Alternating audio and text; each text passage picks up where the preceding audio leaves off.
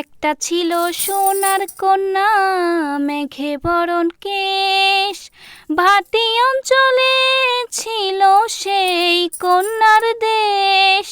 দুই চোখে তাহারে কি মায়া, নদীর জলে পড়ল কন্যার ছায়া।